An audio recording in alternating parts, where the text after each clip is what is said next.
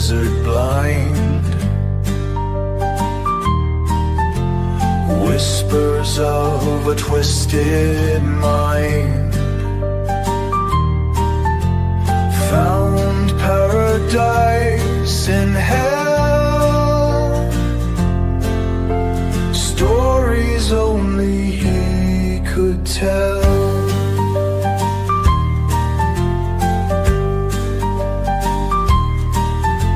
Children of a broken dream followed his unholy scheme. Promised lands through bloody hands, swept beneath the devil's plan. Manson shadows on the wall, creeping closer to the fall. Twisted preacher in the night, spreading chaos with delight.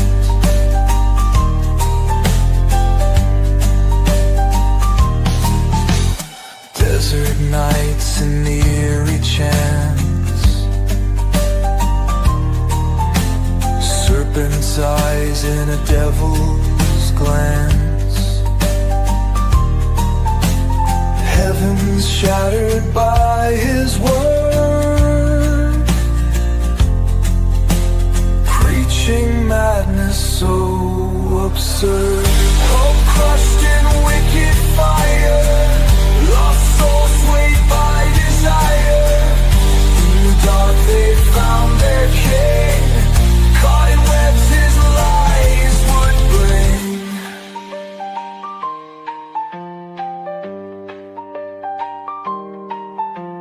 Children's laughter turns to cries,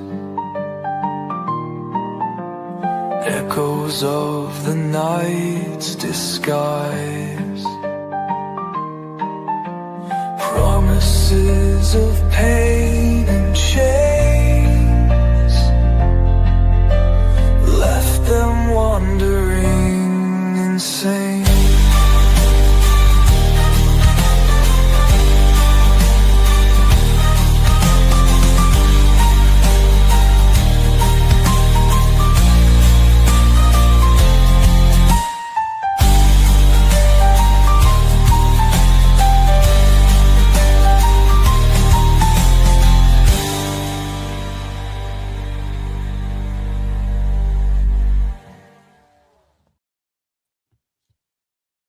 Right, hi there everyone, how are you? Jeremy's camera's still scrolling. Yeah, and I can do Christmassy assets that I can put the candy frame on again. Look, yay. People like the wolf background though, don't they? I won't change the background again. But yeah, StreamYard does this now, I can download elements and that, yeah. Don't want to do it on the main streams because they stay up all year round, so you don't want to make it look Christmassy because it looks fucking weird if you're watching it in July, don't it? But Go Christmas time. yeah. Oh, you were saying when Cali Girl, when did Tex leave? He went to Barker Ranch. They sent him to Barker Ranch first to wreck it out, apparently, and he waited with them. I think he ran from Barker Ranch, but they went from there to another one, didn't they? An even further one. Or was Barker Ranch the last one? Fucking, what was the first one they ran to? They ran from Spahn Ranch to one ranch, and Tex went to that one. And then when they left that one, I think that's when Tex fucks off. And then they go out to one that's right in the fucking middle of nowhere. I think that is Barker Ranch, isn't it? The very last one. The one they nicked at. Well, didn't they go to Myers Ranch at some Myers point? Ranch, that's it. Yeah, Tex went to Myers Ranch with them, I think. Or well, he got, something like that. Charlie gave... Tex wasn't nicked with them at Barker Ranch. He had gone by the time they got nicked, hadn't he? Yeah. Myers Ranch was Capistrano's family's ranch. Yeah. And Charlie gave her grandma a gold record, a Beach Boys gold record that he got for 2020 for Never Learn Not to Love. Yeah. Just stay there. Well, without getting a whole lot into the Nick Reiner thing, I can speak on co-occurring and dual diagnosis disorders because that's the whole thing's just terrible. Yeah. Now, schizophrenia doesn't, in and of itself, result in behaviors like this. It's a convergence of No. circumstances. Usually, it's untreated, and then drug use will exacerbate that. Well, really, anything can cause that disconnect. Meth is bad. Marijuana is not good for schizophrenics either. Anybody Yeah. with a schizoaffective disorder. So, Yeah. Why didn't anyone do anything? He was fucking with psychiatrists his whole life. They should have fucking picked up on it and done something, couldn't they? What do these psychiatrists do in Hollywood? Do they just tell them what they want to hear? That's well, it. And do they just then let them there's fucking an wonder? element of that. There's an I element hope of he's that found. because No, they do. It's terrible. It's yeah, fucking because they shocking. want and it Well, happens think all the about time. what percentage of people in Hollywood must be narcissists? Well, If it's you're a everywhere. psychiatrist, if you're It's not just yeah, Hollywood. It's but everywhere. no, I in deal with Hollywood, it all the time. I deal but with in it all the time. But in And Hollywood, it's worse, isn't it? In Hollywood, it, it's obviously worse. People that seek to be that famous obviously have. everybody acts like they're So, in Hollywood so anyway, if and they act if like you're a, they're entitled to that yeah, anyway. yeah, yeah, And if you tell them hard truths that they yeah, don't want yeah, to hear, then they're not going to want to come back to you. So exactly, yeah. the So whole they don't, yeah, idea, yeah, is yeah, that they try to be there's this whole fake nice, but that's our whole mm, society. We try to be nice to everybody because we want people to like us and we want people to come back or we need customers. mm, So the whole thing is that we're not telling the hard truth. yeah. And um, you know, What have his parents got him out of in the past? What other stuff has he been well, involved in and shit? And o- if he o- wasn't rich, would he have I got diagnosed and ended up in prison much earlier I as don't well? want to I don't want to get political Yeah, about it either, but the Reiners were very liberal as well, and yeah, so yeah, that probably played into a part of it. But the reality is I think they did the best that they could with everything that they had and everything they knew how to do. At a certain yeah, point, Nick is an adult at this stage of the game, and so he has to make his own decisions yeah, to go to his meetings and go to his doctors and go to his counselors and take his medication and not yeah, do drugs and not kind of live in this darkness, and I'm sure Rob Reiner and his wife, with the money that they had at their disposal, did everything that they thought they knew was best, as misguided as maybe some of it was. He mm. had some issues a long time ago. So, That's it. But they were paying for look. This is fucking $70,000 a fucking session for a yeah, psychiatrist. And look at the psychiatrist with Brian Wilson as well. He moved into sure. his house, took over his life for years. He had songwriting credits on the record. These are the people we need to be looking at, not blaming the people that got murdered. They're not psychiatrists. They can't diagnose schizophrenia. What could they do? Well, It's their son. They're going to see the best in him and want to fucking, and they're never going to turn him away either. They're like, oh, he can only stay in our house, at the end of the day, whatever. There's a podcast of him admitting he trashed their guest house. He smashed up everything in the guest house. They relegated him to the guest house and he smashed it up. Yeah. Yeah. And so, like, I think blaming anyone in these Mm. situations is part of the issue because there's no one to blame. No. Understanding is the key to it all, and understanding that Nick had a very, very severe problem. And I know in America, especially, we've got this thing now where we don't have Yeah. mental institutions anymore because we think it's inhumane, and we let the criminally sick and insane Mm. out in the public, and we make concessions for that. Biology dictates that the Yeah. strongest, the best looking, and the best able to provide are the ones that are to procreate and to move the human race forward and all that stuff. But the way it's all set up now is that we kind of we keep the deficient not just alive, but they are tried to put into normalize the society and to do the things that normal people supposedly do. And so that's how it becomes a self-perpetuating thing. And now we've got so many people who are mentally ill Yeah. to Oh yeah, varying guess what degrees. as well? Nick Reiner wrote a film and Rob Reiner produced it. Guess what it was called? What was it called? Being Charlie. Oh wow, And nice. it was about drugs. It was about a drug Yeah. addict and his journey with and his relationship with his father. How fucked up is that? Well, in Johnny Rogers, the thing about drug addiction and mental illness, where they kind of intersect in the co-occurring field, is Mm. you really have to treat them both simultaneously because one begets the other. The drug addiction is actually to treat the mental illness. Mm. They're self-medicating. Anybody who's an addict or an alcoholic is self-medicating for something. And a lot of times there's unchecked ADHD. I know in my case, I had an anxiety disorder, undiagnosed ADHD. I had post-traumatic stress and CPTSD, and like all of it kind of intertwined. And I had to get those diagnoses in order to treat it, but I had to accept it first and accept it about myself. when I put those coping mechanisms in place, everything kind of fell into place and my life became much more stable. But there's a lot of people who don't want to admit that there's something wrong and they won't do anything about it. So Nick made a movie about himself, Don. What did you say? You're talking to me, are you? I'm trying to... Dr. Landy, that's the name of him. So, Yeah, bloody... Eugene Landy. Yeah, Yeah, Eugene someone Landy. asked, what's the name of the doctor that exploited Brian Wilson? And it was, And Eugene Landy. Yeah, he yeah. also shoehorned his way into songwriting credits on Beach Boys records. That was what got him caught finally, wasn't it? That was Yep. what got him struck off, because that was stepping beyond the bounds of a doctor, yeah. But he apparently wouldn't let him see his daughters. His daughters, also their childhood, saw him for about 15 minutes because he wouldn't let them in the room.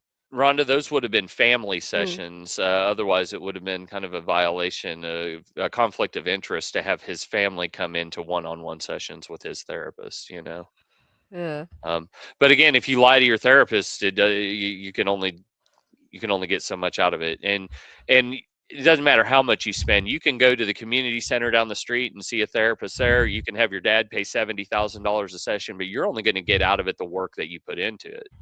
You know, that's it. You have to want it, don't you? Yeah. you have to want it more than anything. Sure. And there's a lot of podcasts with him being interviewed, though, that seems he does just sound like a nasty, entitled person as well. And he resented his dad's success. He resented the fact he wasn't as successful as his dad, basically. And apparently the night before, he was walking around that party, walking up to people going, "Are you famous?" and stuff like that. He was starting on people at this party, and he got thrown out of the party. So he doesn't sound like a particularly nice person either. He had a lot of issues, and who knows? But a lot of people have a lot of issues. That's not an excuse for being a prick, is it? You know what I mean? No, it's not. Who Yeah. knows what he was exposed to as a kid? In Hollywood, the way that kids were treated while his dad was away making movies and stuff, and left with nannies. I mean, Jenny, that we have a saying in recovery that rock bottom is specific to each individual, but it's when you want to stop digging. Yeah. So it looks different for everybody. Yeah. Yeah. Affluenza. That's funny. Well, that's the thing. Yeah. So anyway, Well, he probably will use it as his defense, won't he? He'll say his upbringing, his unusual upbringing, or whatever. Yeah, has brought this on him. Yeah. Won't he? That's what it will be. They'll use that as his defense. Well, I mean, it's a sad state of affairs where we get to the point where I was too privileged to appreciate anything, and I was so desensitized by my lifestyle that I was disconnected and killed my parents. That's not really a defense. And the fact that he kind of premeditated it, though, and planned it, obviously, is going to preclude any type of actual real insanity defense on the grounds that he knew what he was doing was wrong. He tried to cover it up, planned it, he tried to cover it up. That's first-degree murder. This isn't, there's nothing really ambiguous about that. It's was it self-defense or anything? No, they didn't attack him. He wasn't under any kind of real duress. It was all in his head, and he did it. He planned it, and then he tried to cover it up. So he's probably going to have to take a plea, or he'll go to jail. Or, well, he's going to go to jail, or he'll have to go to trial. So, yeah, he was in an anti-suicide vest when they brought him into court as well, wasn't he? Apparently, so he's been trying to hurt himself. Yeah. Well, but there was something weird about it, right? They said when he got back, he was seen checking into the hotel, and he looked stressed, but there was no blood on him. He wasn't covered in blood. But then when they got into his hotel room, they found blood all over his hotel room.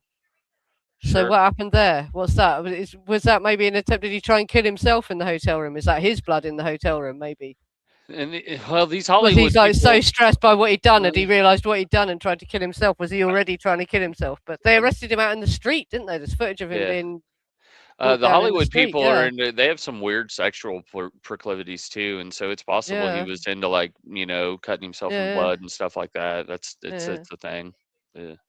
True story. Self-harming as well. Yeah. Ollie, check out P. Diddy and Jane Fonda and the dog. Yeah. Look up Diddy parties. What went on at the Diddy parties? Yep. and then understand that that's all been going on for Turn off safe search. Yeah. long You think before P. Diddy. makes what they were doing at CLA Drive look fucking like nothing, compared to what they get up to these days up there, apparently. Up in the Well, Hollywood Hills. I don't know. I mean, there's some similarities too with the doiling and stuff. Like that's kind of P. Diddy style. Yeah, and well, the hiring loads of escorts as well to do sexual performances and stuff like that. Yeah, that's what he's saying. They were. Yeah, they were performance art pieces. Yeah, or some shit. And he said it at the beginning of the trial. He said, "I'm not the only person that lives like this. I'll name other people." But then he never did. But everyone's saying it's Will and Jada Smith and people like that that are doing the same shit, having these freak offs where there's loads of sex workers and whatever. Yeah, who knows? Sure, that's why Jada Smith's able to say that she, does what she does and everything because Will watches. Yeah. Yeah. Yeah, and bloody there's horrible stories about bloody that he took his son to these things when he was too young and shit like that and all that sort of stuff, isn't there? That's the horrible thing. Yeah, and that's why his son's so messed up. Yeah. They're all into that. See, even that Cali girl says, I heard Carl Reiner used to sexually assault kids and gave his son to older Hollywood men. Well, yeah, that's what I'm saying. I'm not trying to. Rob Reiner made Stand By Me as well. Have you heard the stuff about the set of Stand By Me, though, and what was going on in the boys there? And the gays all mooning over the boys, fucking them being perverted. Now, not just normal gay men, I mean, but, perverted pedophile gay men. And so that's what I was getting at when I said, who knows what Nick Reiner was exposed to and why he truly hated his dad so much. Yeah. We only see what we're shown, don't we? Yeah, he looks like a nice guy, but we don't know what that kid went through. Them dead eyes didn't come from nowhere. He wasn't born like that. No. There's no such thing as a shitty person, only shitty parents. I guarantee that. I can prove it.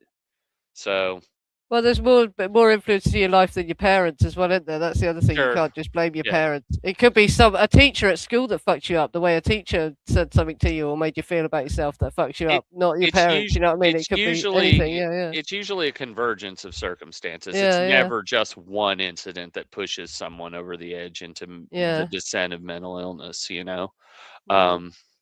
So. Oh, does it suck? I haven't seen it yet. I was looking forward to that. I was hoping it would be good as well, especially since the poor bastard just died as well. Yeah, I was going to watch it, but I mean, I can only imagine. Yeah. Especially for the reasons why they did it. They were like, okay, we got the rights back and we got screwed out of the money of the first one. Let's make a second one so we can get paid. Yeah. That's never a good reason to do anything. I mean, I guess.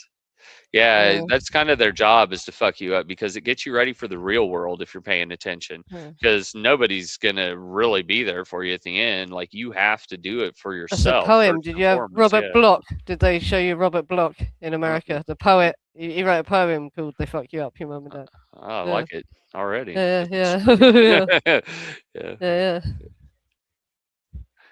Well, and it kind of gets drawn out in our society today. You knew the Beatles. You see him being interviewed with Paul McCartney's brother in this interview. Weirdly enough, fucking hell. James McCartney. Yeah.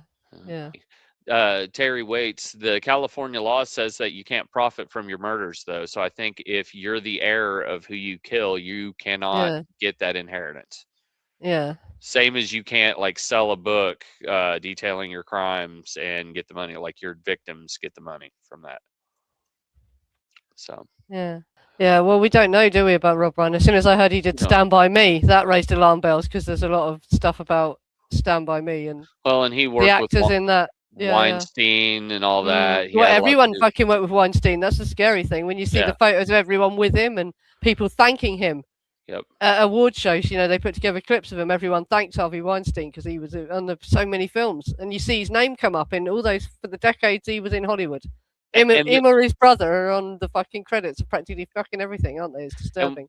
We have no proof that is what happened. It's just conjecture, and it's not judgment if it's true because hurt people, and that's the thing that we have to get to is we have to be able to talk more openly about it because if more people were open, especially men, were open about the experiences that they had as kids, they wouldn't carry the weight, they wouldn't experience such inner turmoil.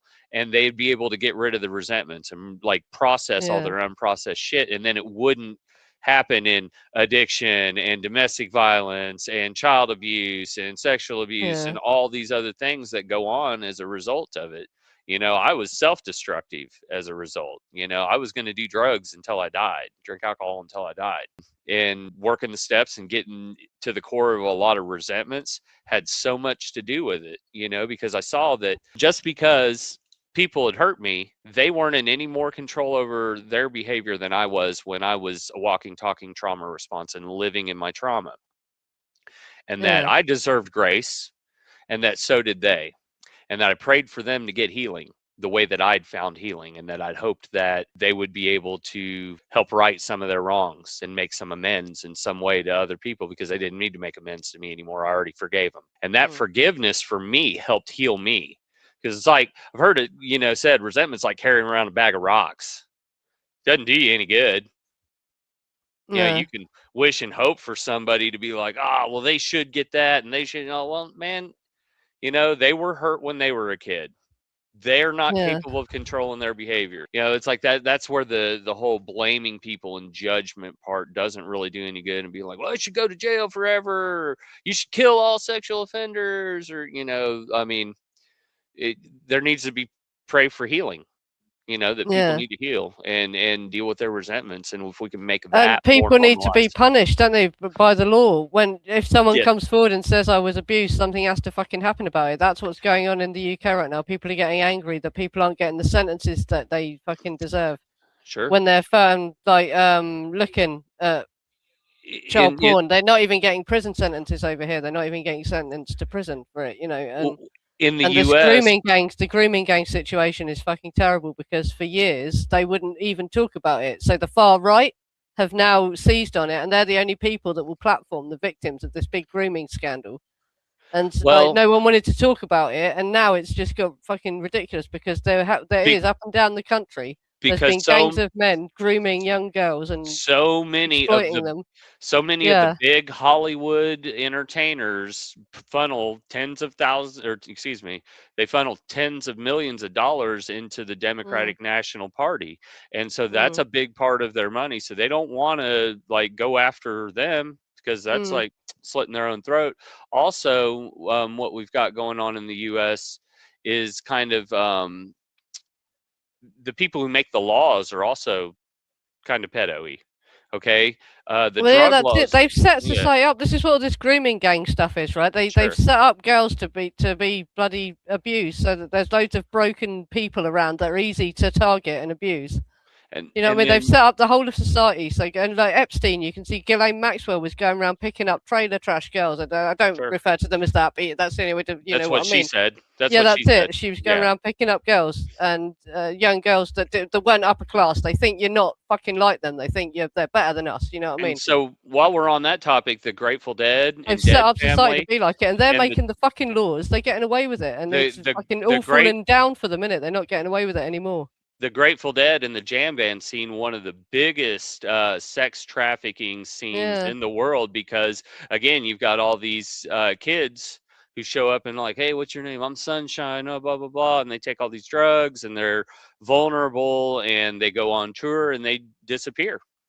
And nobody wants to talk about it, because everybody's like, oh man, it's Dead Fam, they're cool, they're just harmless hippies and blah blah blah. And that's a great cover for predators to operate under. Let me tell you all about it. I played those festivals. I know firsthand. I'm wearing the branding right now. So it's a cult. Yeah, but it's just shocking that it's gone on for so long, and because we've kidded ourselves for years that it's better now and that it doesn't happen, but actually it's just going on under a different umbrella, and people have got away with it.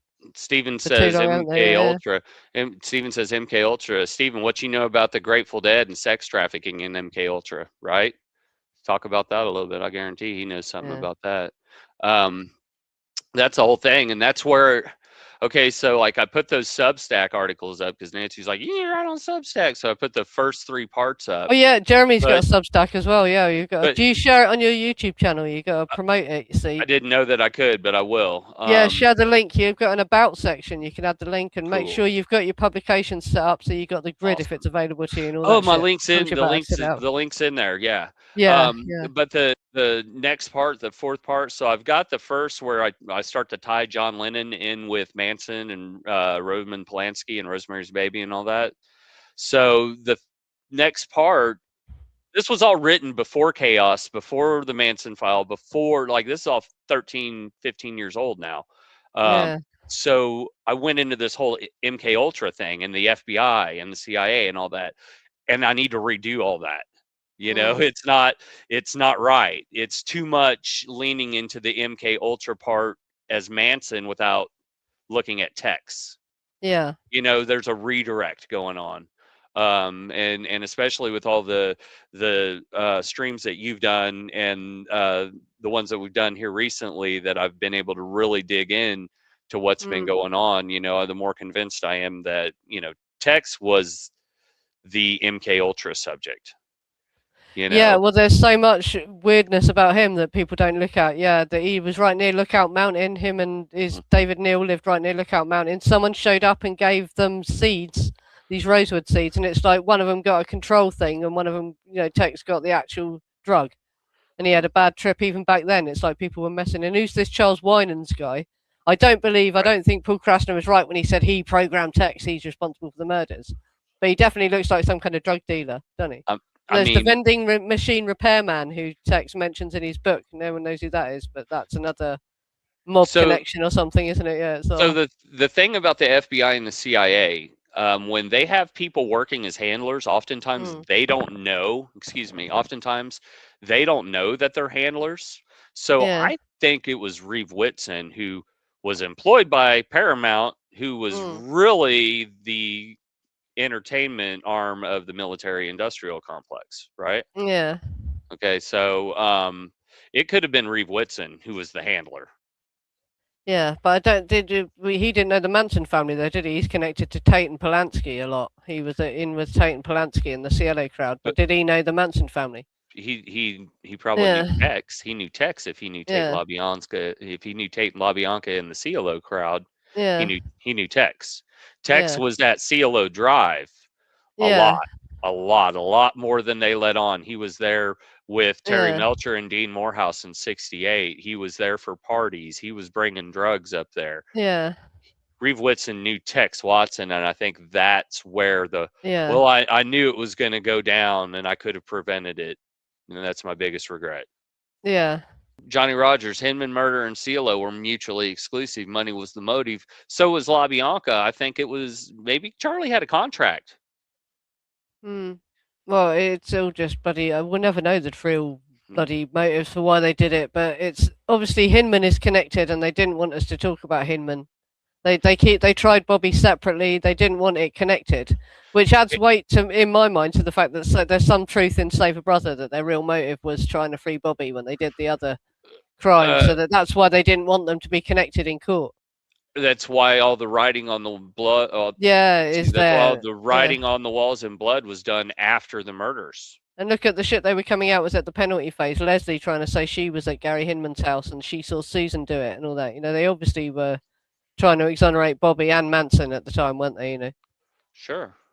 Well, I'm not unconvinced that that Susan didn't do more than what they're trying to attribute her for. I think that there's this misconception that women are somehow less vicious than men, and that Charlie was controlling Tex, and that's why Charlie told the girls to go with Tex and do whatever Tex said to do, because they're just poor little girls incapable of doing any of these things on their own, when we know that Susan and Linda have their own history of wrongdoing that they're fully capable of.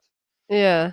I mean, but Johnny, what if the LaBianca scene screams Panthers to you? Death to pigs? And they said the fact they left watermelon rinds in the sink was trying to make it look like black people had been there as well, wasn't it? Which is ridiculous. And they left the wallet. They gave the wallet to Linda Kasabian, and she put it in what was supposed to be a black part of town. But I've heard people contradict that, say where they left it wasn't really. It was like, a weird place where they left it, kind of a suburban niche area, and also where it was left is where nobody was going to fucking find it. In fact, the gas station attendants that were supposed to clean that bathroom and toilet didn't even lift the lid and clean under there and find it. It wasn't found until Bugliosi went looking for it. I always thought Bugliosi put it there, to be quite honest. I don't think it was ever fucking left there. I think Bugliosi made that up. It's Because entirely it's possible. There's so innit? much fiction, Helter Skelter. I mean, you Yeah, just that's it. take Yeah, it yeah, all with a grain of salt, right? yeah, You have to prove that it actually yeah, happened to me now. Fuck. The only thing I believe about Helter yeah, Skelter is that those people died. yeah, and fucking they weren't left they didn't fall in those positions as well. I know that they did not fucking the two in the living room did not fucking just drop there like that. Yeah, I've got the There was a lot of people being moved around. I've got the blood evidence after show coming up too. Yeah. Yeah, I did the Substacks, and Mm. I got lost in trying to rewrite that fourth part, so I didn't get the blood evidence one up. But that one's coming too. But yeah, they moved those Yeah. bodies. Again, Manson came back with Clem. We've established Mm. that. I mean, I think it was Clem. Yeah, well, I think he's the most likely candidate because TJ wasn't around. It's been apparently proved TJ was off somewhere else. He had buggered off in the weeks that it And happened. Yeah, yeah, and and Clem was with him the next night. yeah, He went yeah. It with him makes to the sense. La Biancas and stayed out in the car, and then drove him around. Mm. Yeah, and I don't think Manson and Clem were the only people that were up there as well. I do believe Mama Cass did stumble across the scene. I think that is true. A lot of Uh, people doubt that, so that's bullshit. But I think that that's true. I think that she saw it, and that a lot more people went up there because a lot of people had an interest in trying to get their tapes out of there or their drugs out of there or whatever, didn't they? Sure, yeah. Before anyone got there. So I don't think Manson was the only person that went up there. Yeah. No, everybody was like, "Oh, we got to get all kinds of stuff out of there." Yeah. Yeah. Johnny Rogers said Jeffrey McDonald tried to frame that shit on a Manson style cult. Yeah, well, Mm.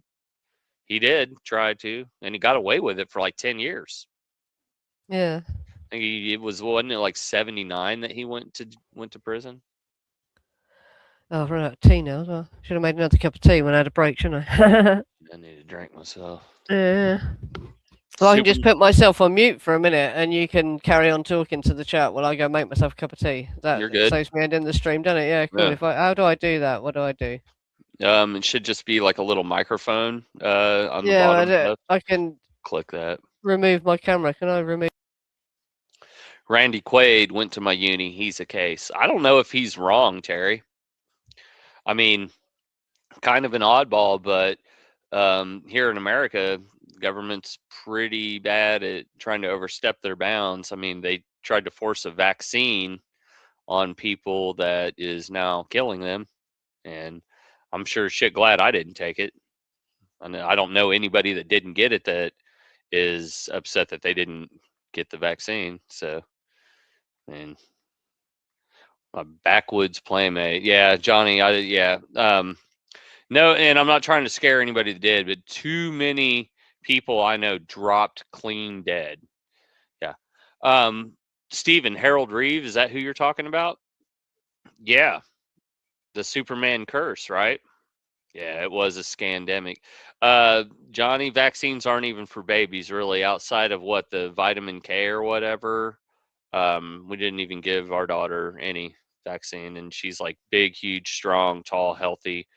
Was homeschooled until she turned 17 and then decided she wanted to go to public school, and that's the first time she got vaccines. So I'm a firm believer in, the human body needs some germs to fight off. I mean there's a lot of that. What's his name? Roy Raiden was a hit too, and he's connected to the whole Son of Sam thing. That's a real interesting deal. And kind of connected to this insofar as that they were making snuff films, Son of Asam. The Asam I work with is the Association for Substance Abuse, so it's different. Ultimate Evil, Maury Terry. Okay, so that's another book that has a lot of good information in it, and he did a lot of research. And there's a good portion of it that's great, like the stuff at Undermeyer Park and linking it into the satanic cults. I mean, I know that Nick Schreck's tried to discredit a big portion of that. I believe there's more to that than Nick is willing to believe, but at the same time, Maury became super obsessed with it to the point where he kind of got tunnel vision on some things. And that's the problem with going too far down one rabbit hole, especially in these situations where there's probably more than one thing going on. George Reeves, right? Christopher Reeves. Christopher Reeve is the newer one. George Reeves was the original. Hollywood Babylon stuff. I haven't read that book. Isn't that Kenneth Anger wrote Hollywood Babylon? I haven't read it, but I'd like to. I've read a book called I think it's Hollywood Eden by Joel Selvin. Yeah, Hollywood Eden. Electric guitars, fast cars, and the myth of the California paradise. No, Kenneth Anger. It's the same guy that did Lucifer Rising and The Invocation of My Demon Brother. He wrote that book. Yeah. Yeah, the security guard did kill that girl in the church in San Francisco. Her name was Arliss Peary.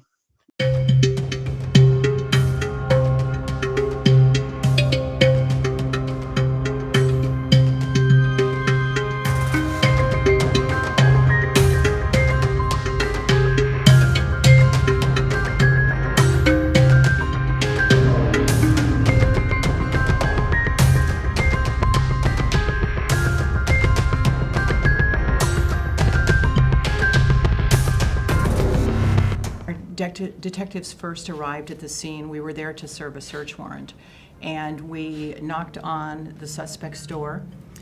He asked to take a few minutes to get dressed, and our detectives remained outside for a few minutes. They thought he was stalling, so they had a key from the apartment manager, and so they keyed their way in, and they saw him there, sitting there on the bed with a gun in his hand. And it was a studio apartment, so it was very, very small. The detectives retreated, just got out of the way of the door, and they heard one gunshot wound and found that he had taken his life with one gunshot wound to the head. Our detectives didn't fire any shots, and all of this was captured on body-worn camera. He was pronounced dead at the scene. And so during the search of the apartment, there were a couple of items of interest, nothing really linking the homicide, but a couple of interesting items. One, there was a box in his closet with some important papers in it, and in it was a book called The Ultimate Evil, and it's a book about serial killers. And the second item, there was a suicide note. The suicide note appeared to be hastily written. It had the date 2016 on it. And we think that coincides probably with the time that Detective Sergeant Alanis interviewed him. And I don't think he'd been interviewed in quite some time prior to that. And we're still analyzing the note. It did not reference anything about the murder. And it was garbled, difficult to read. And again, we're doing some more forensic evidence on that. A couple of factors led to us actually going to the house. We went there to serve a search warrant with the intent to arrest him. We had enough evidence at that time, even independent of the search warrant, to make the arrest, and that was our intent. The investigation, when we first discovered the DNA, from when we sent some additional evidence items to an outside lab and found DNA on her items, his DNA on her items. And so after that, we had to do several things like re-interview people. But one of the things that was time-consuming was we recontacted everybody that had been in the church that night 43 years ago and took their DNA and their fingerprints. We wanted to make sure that we ruled them out. And so everything was a culmination of all of the investigation that they had done since the time that we discovered the DNA. I cannot speculate on why he committed suicide, but I think that he might have believed that his time was up. Currently, we're still processing the car that was left at his apartment building. We have that, and we're processing that. You know, this was a terrible, terrible crime, and I really want to express my deepest sympathy to the family, her husband at the time, her other family members. Our detectives worked very, very hard on this for many years.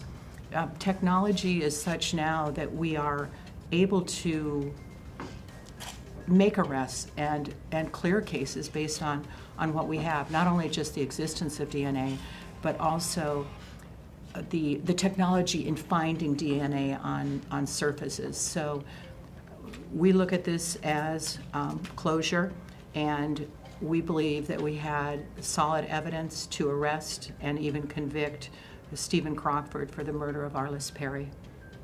What do you hope to find in the car? You know, with a search warrant, you never know what you can find.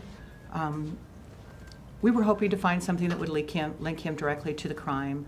43 years ago, sometimes that's not possible. But I'm not sure that we will find anything other than we could find written material. You know, you never know when you search, but our detectives are really familiar with the case, and in looking through the car, they'll know what could be of value. Do you think that he might be connected to some other cases, and that's why you're going through this with a fine-tooth comb? You know, we're going through it because we want to continue to follow up all leads. You never know with homicide suspects, especially some that are so random at this time. And during this time, there were a lot of serial killers in this area. Kemper in Santa Cruz, and it seemed to be a real difficult time in this area and surrounding areas for serial killers. So we'll look at that. We have a chart of when he was living in this area, the number of unsolved homicides versus when he was not living in the area. That was one that one of the media outlets gave to me a few minutes ago, but we're always looking at that. I know that there's a lot more work to do on this case, even though the suspect that I believe is the killer is dead. Yeah, they found him years later, DNA, and they probably should have arrested him at the time, but there was something going on there. Like I said, there's something to that.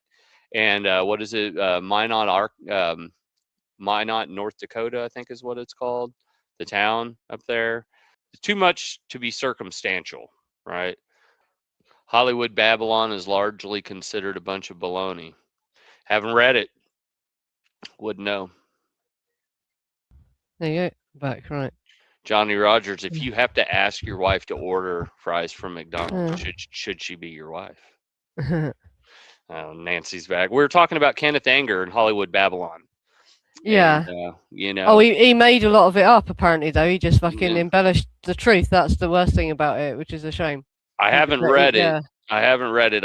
I recommend a book by Joel Selvin called Hollywood Eden, Electric Guitars, Fast Guitars, and the Myth of the California Paradise. Has a lot to do with Lou Adler, the Mamas and the Papas, Jan and Dean, and like the whole birth of that 1960s rock and roll scene that Terry Melcher was a part of. There's a lot about Melcher in there too. So it's like, it gives a good backstory of that apparently is a lot more accurate than Hollywood Babylon. Yeah, but there's 1 and 2, isn't there, as well? I'm sure there's 2 volumes to Hollywood Babylon. He wrote another one too, yeah. Never read it. I think they're both on archive.org, I think. But I basically asked around, and he even admitted, he embellished everything. Because there's an intriguing chapter about the Fatty Arbuckle situation, but it's all bullshit, apparently. Yeah, none of it. He just made it up. He just did, made it sound compelling.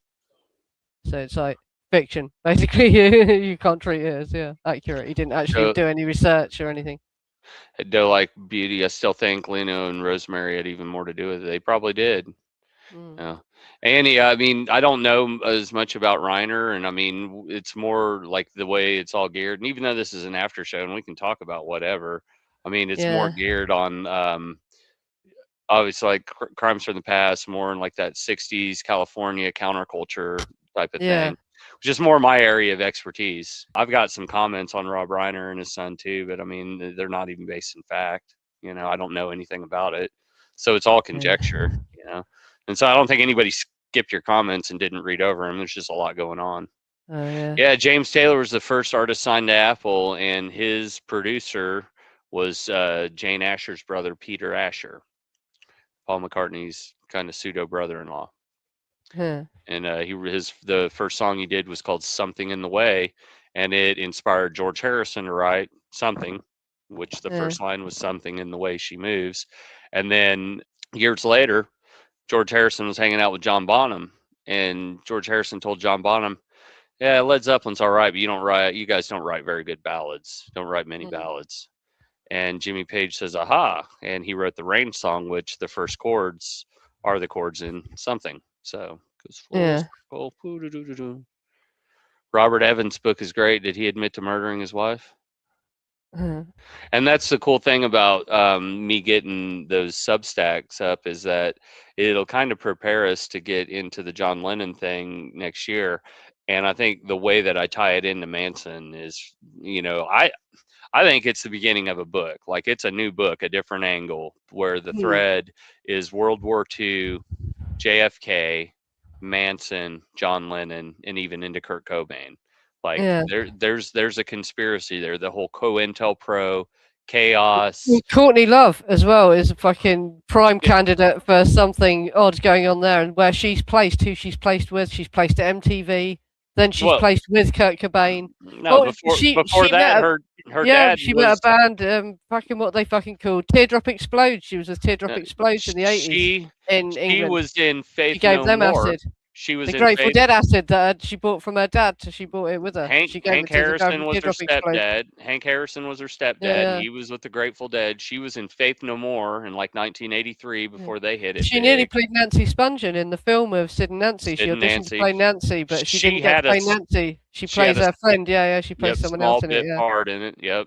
Yeah. And then she was also in an early version of Babes in Toyland. So she was in several instances of bands that got signed, made it big until she finally got into her own, and that got a big push behind them. Live Through This and Celebrity Skin were both big productions, so. Yeah. Johnny Rogers says the album Live Through This was good. It's a great album. I like Celebrity Skin too. I think they're both great albums. And there's a lot in those lyrics too that it maybe explains some things. I don't want to take too much of it literally, but yeah, good records. Yeah, but no, she's around as well. And Dave Grohl, his dad, was the fucking spin doctor for Nixon, the his assistant that would have covered up scandal and shit like that. So it's interesting he got placed in Nirvana, isn't it, as well? Well, Dave Grohl was in Washington D.C. area hardcore bands like Scream, and he was a kid, and and the police are sus as hell as well. Stuart Copeland's dad is like a fucking practically he's written books about how he works for the CIA. Stuart Copeland's dad. Yep. So it's like, wow, they're all over the music industry. Trust nothing, right? It's all just designed to distract you. Even if it's not directly brainwashing you with some political message, it's just a distraction. It's to keep you subdued and, vacant, like Lady Gaga. Whatever. It might not be actually. Yeah. But that's pushing, dressing, being trans and everything on you as well, isn't it? Stuff like Lady Gaga. And it's like, Yep.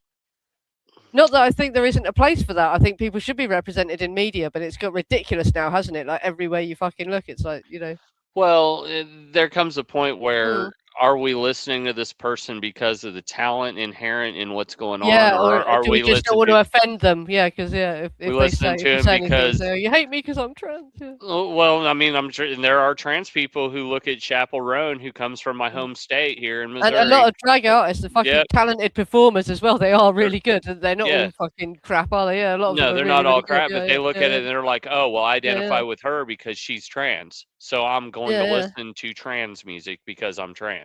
Yeah. Where when I was a kid, trans was a Neil Young album. It meant something entirely different. Yeah. Gay meant happy, queer meant weird. It was a much simpler time. I mean, Kurt's heroin addiction may cause one to shoot. No, Johnny. Here's the thing about Kurt Cobain's death. He was way too high on heroin to ever consider shooting himself. Take it from a recovering opiate addict Well, they reckon now they're saying that he was shot in the head afterwards, and it was to protect the dealer somehow that he'd bought the heroin. But who thought that wouldn't protect the dealer? They tell from your liver how you died, not your brain. So that's not going to. They'd still know he died of a heroin overdose, even if he blows his head off. He died of a heroin overdose. Yeah. People who are that high it's not like people didn't know he was a heroin addict as well, was it? Everyone fucking knew it. It was in the papers. They were being monitored to check they could look after their baby and everything, weren't they? It was very well known they were drug addicts. Heroin addicts only want to kill themselves when they don't have heroin. Promise. Yeah. He'd be like, He, I'm gonna wait. he had a very high tolerance as well, because people say the amount in his system was ridiculous, but he did have a very high tolerance. That's the other thing. So For he sure. actually they can tolerate more, if you do it an awful lot. So he had been in rehab, hadn't he? So he must have gone some Yeah, time without doing any gear, the but not amount that long was enough for his tolerance to drop that much. I don't think. no, I the don't think amount he that was. was Yeah, in yeah, the amount that was in his system was enough to kill anyone, enough to kill a fucking yeah, horse, enough yeah. to kill Tusco. But you got to take into account his Yeah. tolerance though as well. Fucking, I've seen people jack up ridiculous amounts of gear and they're fine because that's their tolerance. If they took any less, they wouldn't even feel it. No, yep, It depends how heavily we wouldn't don't even know. get him well. Wouldn't even get him well. We don't know how heavily addicted he was. It is possible that he had that But higher no, tolerance. he had been in I do think that he fucking he knocked had been out. Yeah, he had been in Exodus recovery, and yeah, Gibby Hayes had seen him. And here's the yeah, thing: the general consensus of everyone yeah, that actually saw him over that last week or so was that he yeah, looked good, that he was doing yeah. I good, don't believe he that he was was clean, suicidal. I think something wasn't dodgy happened. It was an wasn't accidental suicidal, overdose. Yeah, wasn't strung out.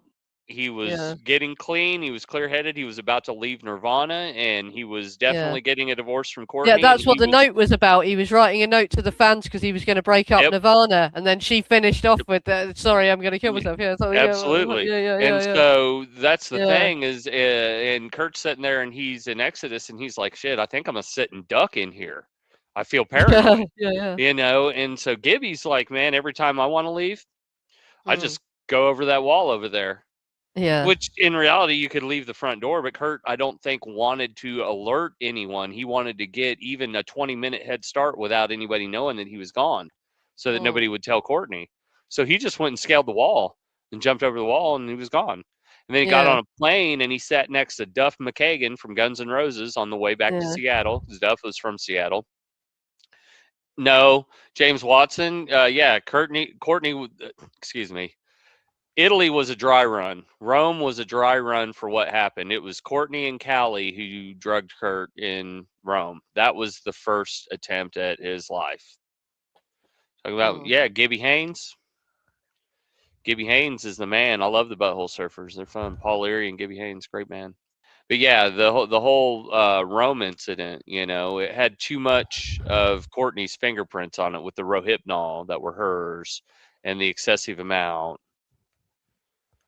Yeah, okay, so Johnny, here's the thing about the misconception of where Courtney was. She was in like an intensive outpatient rehab that allowed her to stay in a hotel room while having on-call therapists and nurse and MAT, like methadone.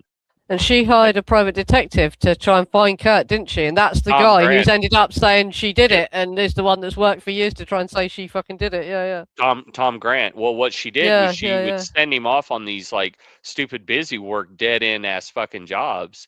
And he's like, Mm, why is she having me investigate this, and that? yeah. And he realized that what she was doing was intentionally keeping him away from what really happened. And So she had a that's lawyer, and she left a backpack round her lawyer's house, and the lawyer looked in the backpack, and there was a notepad where she was practicing his handwriting to Rosemary finish. Carroll. Yeah, yeah, to finish the note.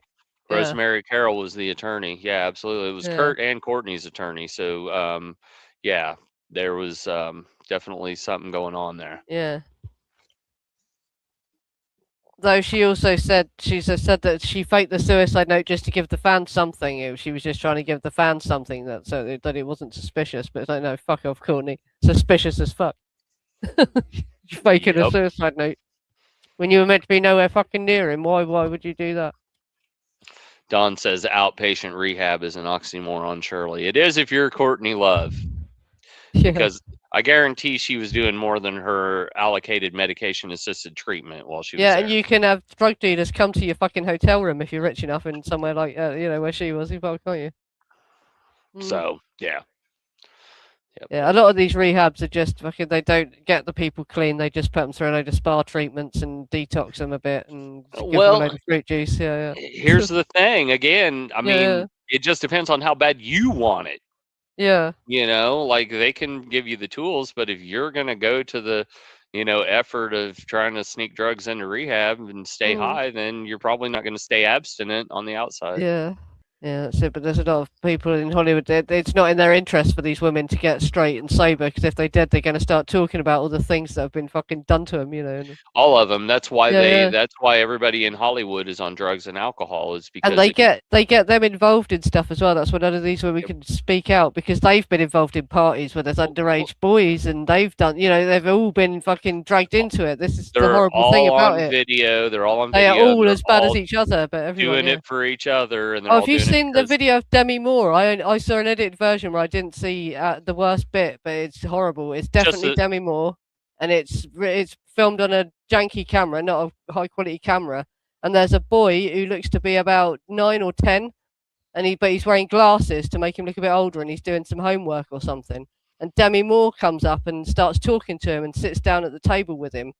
And that's where the version I saw was cut. But apparently she starts making out with this, and she's in her 20s. She's not a young woman. Yeah, she's in her 20s. Well, And I she mean, apparently just starts making out with this boy, and he looks to be about 10 at the oldest. Demi Moore fans have been reacting to a resurfaced video showing the actress sharing kisses with her former General Hospital co-star Philip Tanzini during a birthday celebration. In the clip, first aired in 1982, Demi, then married to her first husband Freddie Moore, can be seen giving Philip affectionate kisses multiple times. She playfully tells the camera, "I love him dearly. He's one of my most favorite people. He's truly terrific and I really love him." In the video, Demi also jokes about marriage with Philip, saying, "I love Philip, and he's the only one I love." Philip responds, adding humorously, "We're going to get married, by the way. Don't let her husband find out." To which Demi laughs and replies, "I can't wait." He really is truly terrific. As the clip made the rounds on social media, many fans shared their shock and disbelief. One user commented, "Everyone just forgetting about Demi Moore kissing someone now that she's trending again." Another wrote, "This is the woman why all have been praising all day." Okay, wow, some were quick to call for accountability, saying, "This is disturbing. Why are people ignoring this?" Another added, "I can't believe people are defending this." Meanwhile, a few defended Demi, noting the playful nature of the interaction. Despite the mixed reactions, the resurfaced clip has sparked renewed debate online, with viewers divided over how to interpret the moment from her past.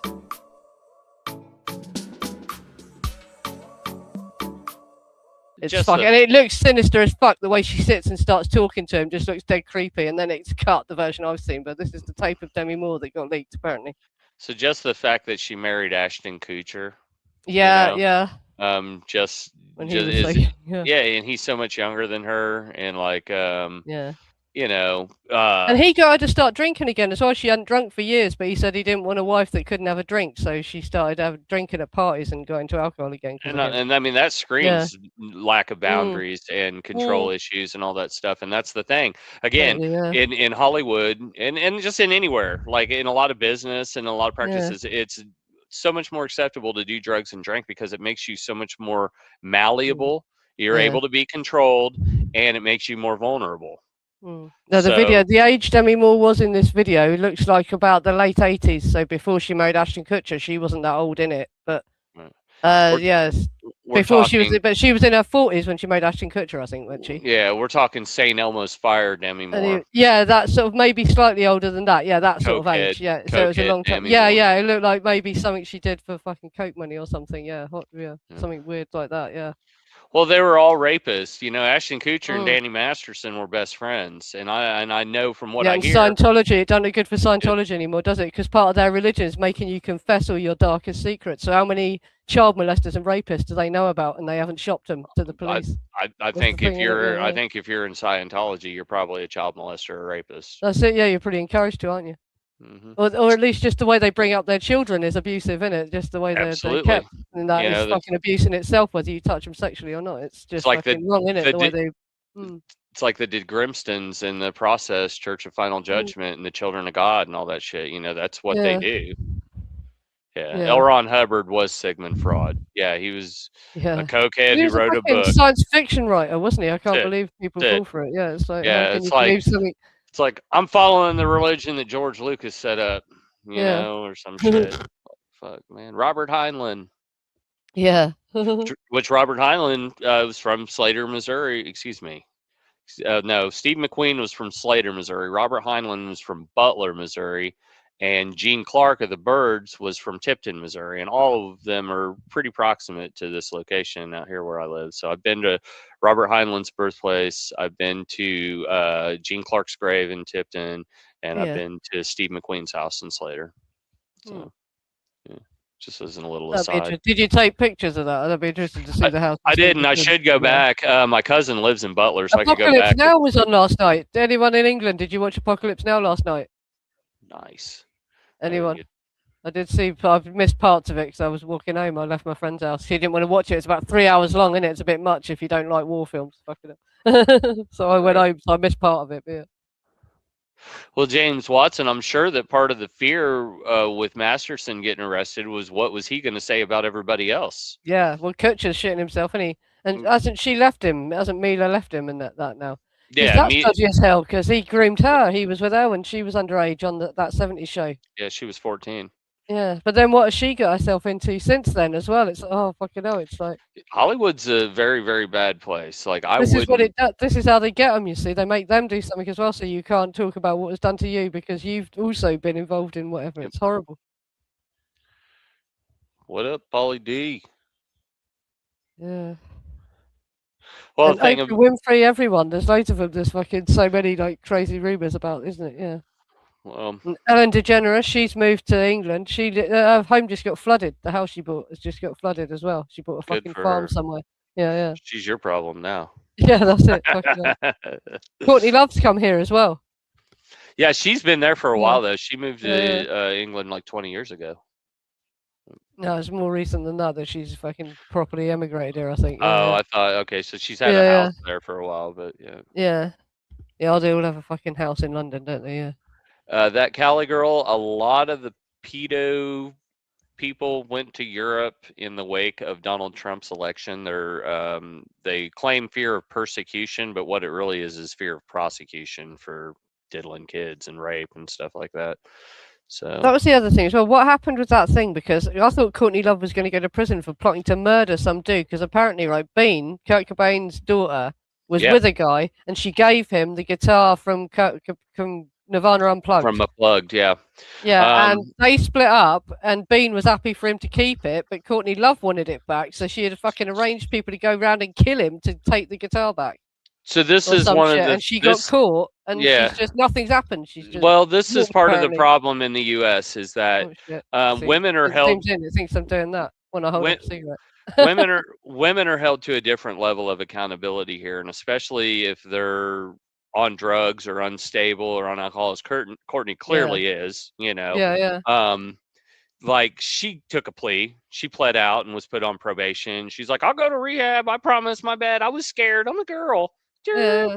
And so they're like, okay, da, da, da. So that's why you've got so many teachers in America sexually assaulting students now, male and female students, but about one a day. There's an average of 350 a year women teachers in America molesting kids, and like they get 2 years of probation and they're not allowed to teach in that school district anymore. They have to move to a different school district or something. Like they don't, if a guy would do that stuff, like he'd be gone to prison. Like they're held to a different level of accountability here. And that's a big part of the problem as to why it keeps happening, is because, well, a lot of people can do it. And again, so the drug laws are kind of pretty bad here, but they're pretty equal to the sexual offender laws. You know, somebody can get arrested for having possession of controlled substance, except 35 grams or less of marijuana, and they will get roughly the same sentence as a first-time sexual offender. They'll both get 120 days in a program. The person with drugs has to go to a drug treatment program for 120 days. The person who sexually assaults somebody has to go to like a sexual offender program for 120 days. They both get out with like anywhere from 3 to 5 years probation, and they'll both have like a 7 to 10 year backup. Like if they do something else, then they'll have to take another plea, and you know, like so. And even my cousins asked me about another cousin. They were like, why does why does he get out so much? How does this keep happening? You know? And I said, well, it's money in the bank, because every time they arrest somebody, they get more funding. So if they let the same person out, invariably they're going to do it again, and they're just going to You get know what I say arrested about again. they're trying to create a society where there's a good victims. It's easy to victimize people, right? So if you keep letting out abusive men that beat and rape women, they're going to keep doing it. Going to create more damaged women, aren't they? Do you know what I mean? Well, This is another thing that's happened. and here's the thing too. Is it? We've got a society that coddles the Yeah, women and says it's not your fault. You yeah, didn't yeah, know he was going to do that to you. yeah, yeah, Here's some food. Here's some money. Here, you stay at the shelter. We're going to help you get a place to rent. You don't have to pay for breaking your yeah. lease. You don't have to pay for breaking off your bills or any of that. We'll help you with deposits and all that. We'll help you with babysitters, and they'll Mm, get them set up, and they'll just move on to their next victim, because they haven't mm. fixed anything about themselves that attracts No, these they never did abusive any of that men. for me. That Yeah. happened for everyone. Fucking hell, Well, no. it happens in America. Yeah, That's yeah, what yeah, happens in America. yeah, They do that, you know, here. yeah. Like, Yeah. and again, like, I was as much a victim of abuse as anyone, but people don't Well, it really has to think be that pretty serious before they'll put you in fucking men. shelters and give you those things. That doesn't happen over nothing, does it? The person's obviously fucking Well, pretty dangerous if they put you in a shelter. I mean, when drugs are involved, things They're get rubber crazy. cherries, aren't they? Yeah, Things get crazy, and people put themselves in bad positions that they yeah, don't really realize what they're doing until either they're regretting what's happening or it's too late. It's already happened. yeah, And then they feel abused. They feel victimized. I'm not talking about yeah, everybody, but there's a large portion of people, especially in the substance use population, that yeah, deal with that. And a lot of resources are spent on that. And now we're kind of waking up to like reactive abuse and things yeah, like, you can't keep putting yourself in these situations. Like for me, I'm yeah, single because every time I get in a relationship, it's with a fucking narcissist. yeah, And, you know, I get abused, and I yeah, get yeah, like, you know, the whole thing just goes sideways immediately. And so I just stay out of relationships, because apparently there's something about me that attracts fucked up narcissistic yeah. people and allows that to happen. Well, so you don't need a relationship anyway. It's just Nope. another fucking thing they want you to do to fucking stay distracted, innit? Be pursuing romantic love all the time and wanting a family and a house, and if you haven't, then you're failing. So you got to constantly be chasing all this shit. It's all Trauma bullshit. bonding. Trauma bonding. That's Yeah, right, yeah, Stephen. Well, here's the thing. In World War II, before World War II, we didn't have as much of these issues. What happened was the men went to war and the women went out in the workplace. What it did yeah, was it created a two-income home, and it created two taxable incomes. yeah, So that's when this great, you know, everybody came back from the war. We had the baby boomers. Everybody's got their families. They're buying houses. It's affluence. They can afford everything they ever wanted. Everybody's got a house and a car, and they invent color TVs in the 60s and microwave dinners. And it just became this thing where we had two incomes, and women are the big spenders in the household. They're the ones that buy the most household goods. They're the ones that pay attention to sales and stuff like that. And yeah, so now women had this income that was theirs that they were able to spend on the household. And so that made more commerce, and we mm, consumed more. And so that's really what it's about, is creating more consumers and more taxable income yeah, under the auspices of you can do it, you know, blah, blah, blah. And so now it's so much harder to do it by yourself. Like, I mean, I make okay money and I do okay, but yeah. you know, I mean, I spend a lot of money too, and I have to do everything on my own. Yeah, well, no one And can afford to buy a fucking house anymore, can they? It's no, ridiculous. But the property market's got to fall again. It always falls. It can't carry on just going up, can it? It will fall and again. my brother and I are partners in a sober living thing, and he just bought a building in Jeff City that I'm moving into. There's an apartment there. I'm moving into there, but I just had to buy a new car. So I just got a 2025 Camry hybrid SE, Yeah, because I mean, if I'm going to have a car payment, I need a really reliable car. There's no reason to buy a piece of shit. You know, the other car got totaled. So like they kind of get you with that too. They're like, well, yeah, you can buy this with no warranties or no nothing, or buy a brand new car. So, you know, and so once you start doing all that, like I have to spend as much as a two income household just to survive now. And so that's what's created. yeah. But no, Steven's right. That's that whole trauma bonding thing. And we've got so many people that are trauma bonding, and they're having kids. And so now these kids are growing up and, you Thinking know, that's normal when they grow. yeah, Yeah, it's just yeah. fucking. And these are the only people that are having kids are fucked up people now. This is the thing. Yeah, most sensible people are going, look at the way society is, and look how expensive it is to raise a kid, They're actually talking about this on the news, on the TV now. Can you afford to have a kid? Do you know how much it costs? Are you going to have a kid? They're actually talking about this, you know. The only people that can afford to have kids are the people that have the government pay for them. They're on the dole. That's it. Yeah, there's people that, if I can get knocked up and I've got no money, and so someone's got to do something, they fill out a form. Someone's got, that's it. Yeah. As the 21st century began, human evolution was at a turning point. Natural selection, the process by which the strongest, the smartest, the fastest reproduced in greater numbers than the rest, a process which had once favored the noblest traits of man, now began to favor different traits. Most science fiction of the day predicted a future that was more civilized and more intelligent. But as time went on, things seemed to be heading in the opposite direction, a dumbing down. How did this happen? Evolution does not necessarily reward intelligence. With no natural predators to thin the herd, it began to simply reward those who reproduced the most and left the intelligent to become an endangered species. Having kids is such an important decision. We're just waiting for the right time. It's not something you want to rush into, obviously. No way. Oh shit, I'm pregnant again! Shit! I got too many damn kids! Thought you was on the pill or some shit! Hell no! Must have been thinking of Brittany. Brittany? No, you didn't! What? There's no way we could have a child now. Not with the market the way it is, no. God, no. That just wouldn't make any sense. Come on over here, bitch! He don't care about you! Yeah, well, there must be something he likes over here. You mean nothing to me, baby? Oh, shit.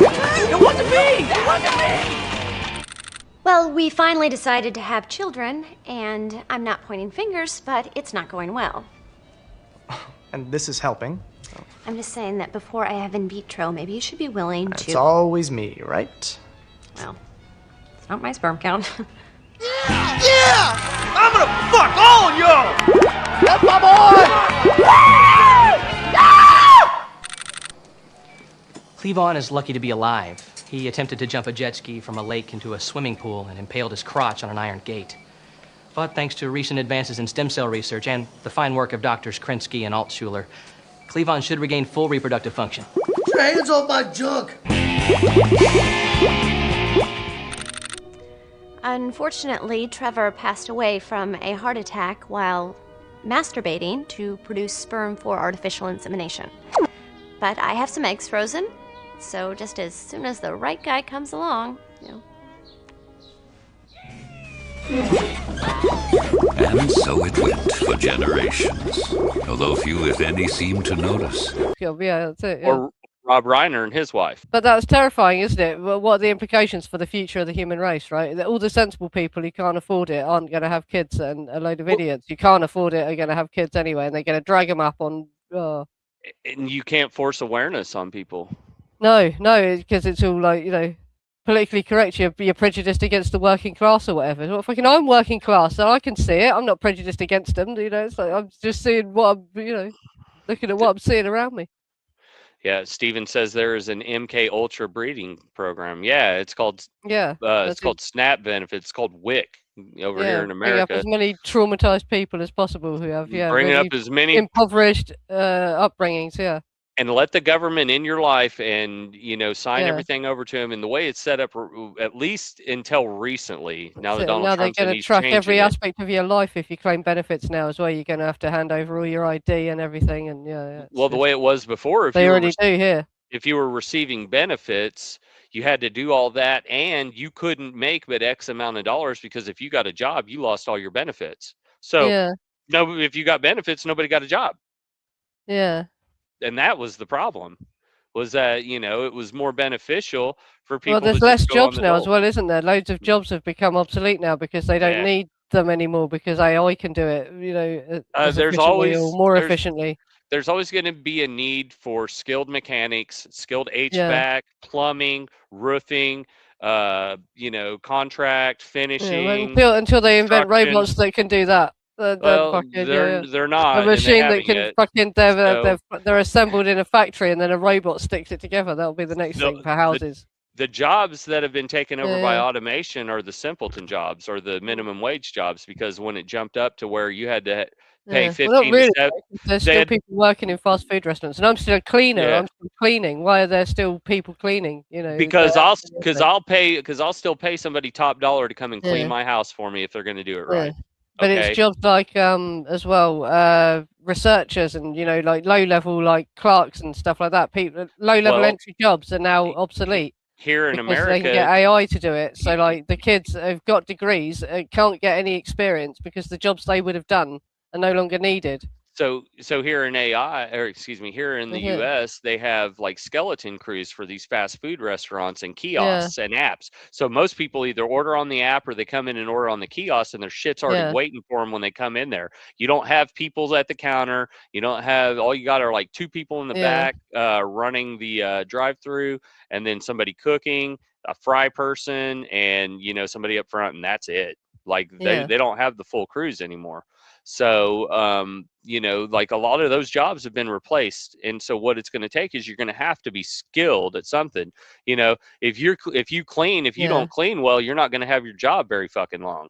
yeah, If you're not good at it, it's one of those things where you have to bring that skill set and apply it. And yeah. so it takes a focus and it takes an awareness to do that. And a lot of people now, I'm not saying most, but a lot of people now just don't have it. I just But got to there's still rent. not going to be enough jobs, even if everyone did learn Eh, these skills. There's still not going to be enough jobs for everyone, is there? There's going to come a point when mm, they're going to have to start giving universal basic income or something like that eh, because there's just not going to be the work. And not uh, everyone's going to do a manual trade. There's other well, it doesn't professions, have to isn't be, there? man. It's like, What's going to happen to again, them?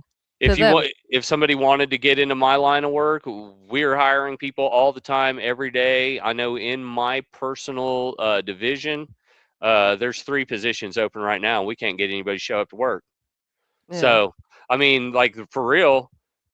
And I was talking to a good friend about this the other yeah, day, who's in the same line of work. It's like, well, if you can get somebody to show up and yeah, not violate a code of ethics, bam, they're in, whether they actually do the job well or not.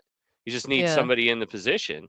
And now Oh, well, just here it's getting ridiculous. They're going to make you have a separate ID, even if you were born in this country and you've got a passport and a driving license. They're going to now make you have another digital ID to prove who you are, or you won't be able to work. This is coming soon as well. It's like, for fuck's sake.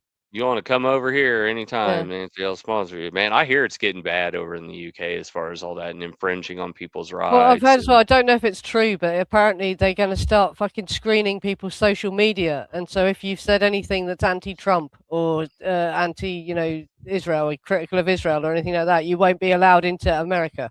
When you get to border control, they'll turn you away. And but that surely they cannot fucking implement that. But I don't I've heard believe that. Yeah, that. no, I that don't can't be believe right. that. Yeah. AI will never replace Charlie. That's right, Terry Yeah, that's Waits. it. Yeah. I've heard beaver's greasy, James Watson. Is that true? Yeah.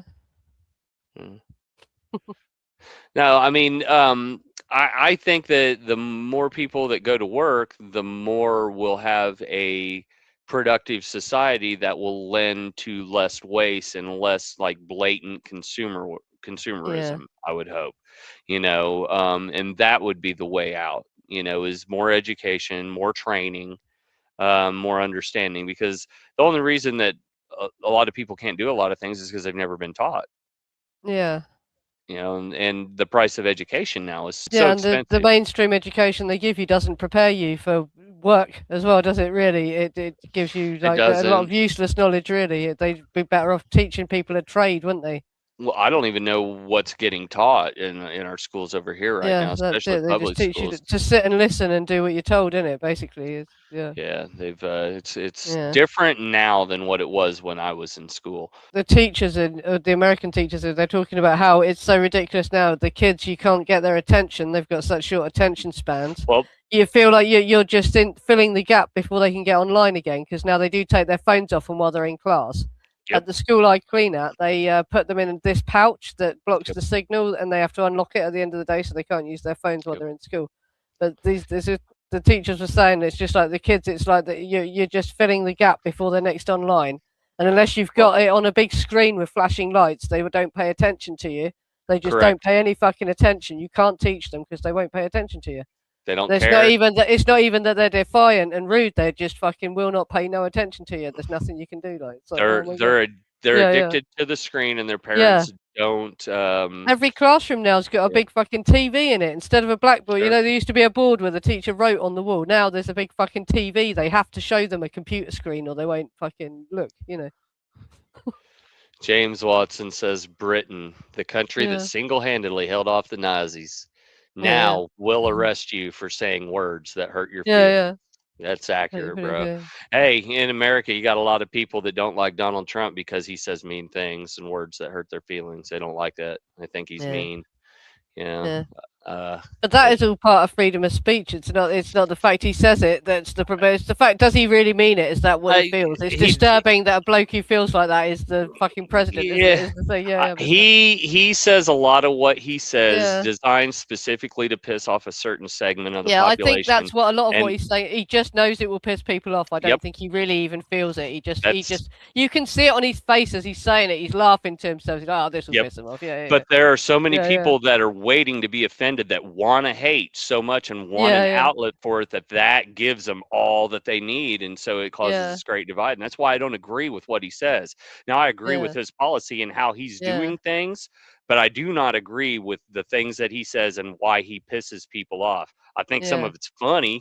Like the contrarian in me's like, Yeah. what a Yeah. fucking dick, you know. But it's not fucking funny, is it's it? not That's funny. the president. That's the Yes, president thank of the you, United yes. States. It's fucking terrifying, isn't it? It's like, oh my God, what's going on? Exactly. When we And had that's- Boris Johnson as well, that man is a fucking clown. You don't know how much of a fucking clown that dude is, right? And he was our prime minister.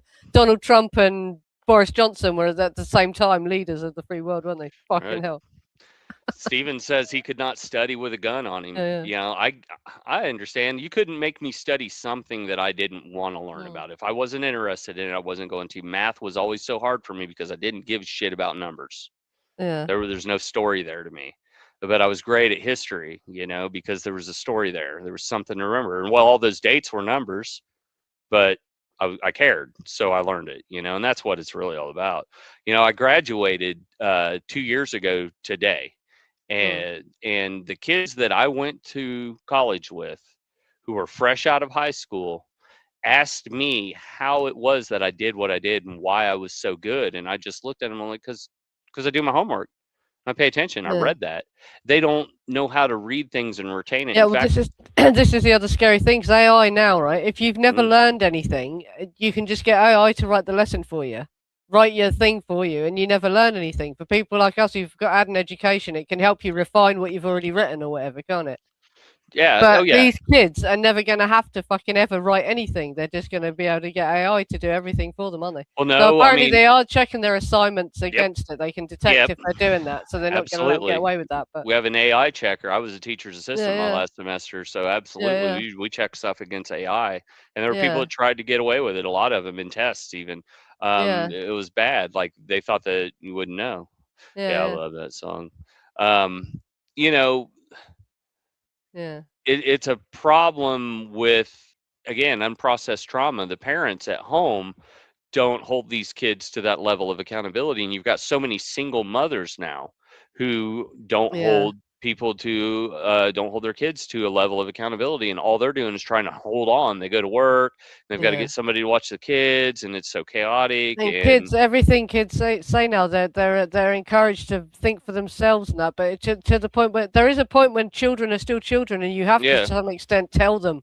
yeah, You know, you have to tell yeah, 'em, but they "Sit don't down do and that shut the anymore. fuck But up." they let Yeah. everyone, they let them make their own decisions and answer back. And you They should let be 'em allowed to answer express back to a themselves. degree. Your child should be allowed to question you a bit. You know what I mean? But But to now let they them do talk to you like your shit. they cuss out teachers, they cuss out Yeah, authority figures, kids assaulting people. You know, it's yeah, pretty bad now. The unruliness, but that's the level of accountability that they're held to at home. You know, they talk yeah, back to their parents that way, or they, you know, yeah, um, the problem always starts at home, and so many people now send their kids to school and expect it to be like the school is just a babysitter, and they yeah, don't, like, there's no consistency between the rules that are expected to them in their behavior at school and what's expected out of them at home. And yeah, I know that because I had the same problem. You know, my mom let me smoke pot, drink beer, have girls over. And so it got to the point where if I didn't want to be in class, I wasn't going to be in class.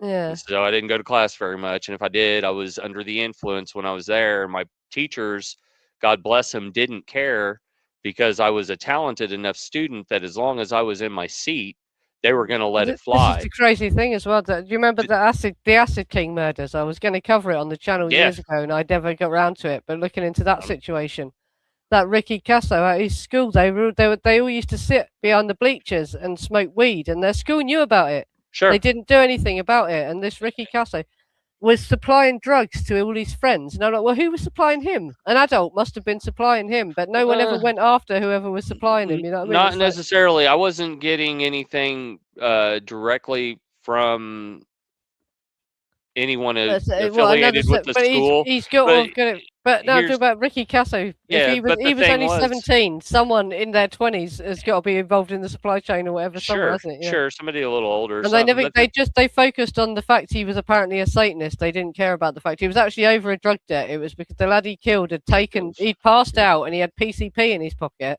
and the lad had stolen PCP out of his pocket. And Ricky was demanding he give him the money back, and the guy was just going, was fobbing him off, and that is why he killed him. It was nothing to do with Satan. It was because the guy had punked him basically, was refusing to pay the money back. And loads of other kids were there. No one else ever got, because he died in prison. No one ever got sent down, did they? But there were 4 boys there when he died. Loads of other kids got taken to see his body, and nothing ever happened to them either. And So, and if he had been held to the same level of accountability of other students in the school, and him and his friends had been dealt with for they got expelled in the end, didn't they? They get expelled in the end, but that's it. But not for smoking weed. Like they knew about him smoking weed behind the bleachers and let him. My teachers let me smell like weed and sit in class. Like they knew that I was drunken on weed, and like I had a teacher even pull me outside and give me cologne and be like, you need to go to the bathroom and wash up and spray some cologne and get back in class.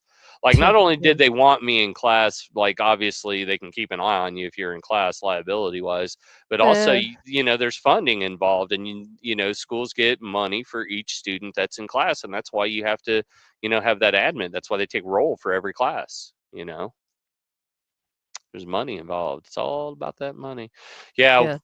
They did that in middle school. One phone call, paddled. They did me too. I got whipped in school. You betcha. Next week, I'm not sure what I'm going to do next week now as well. Probably will get around to that Garrettson thing I was going to do.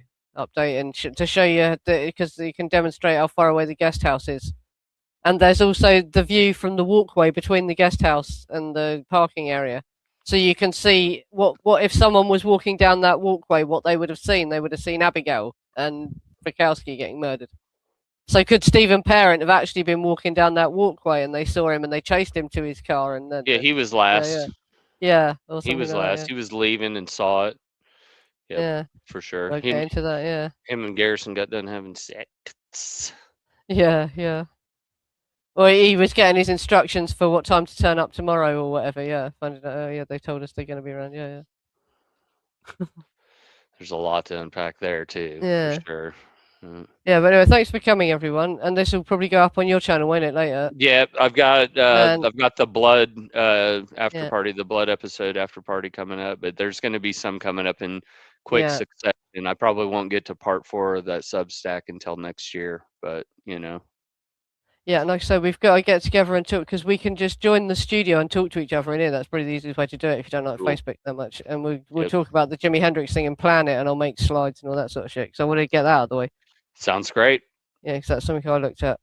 Everybody have one of the first things I wrote about on my blog with the major subjects. Jimi Hendrix is. Everybody have a Merry Christmas, Happy Hanukkah, Chanukah, Kwanzaa, Boxing Day, whatever it is. It's the winter solstice tonight, isn't it? The longest night.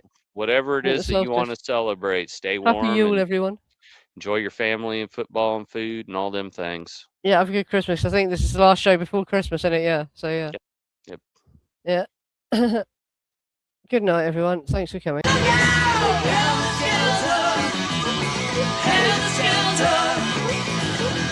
Skelter.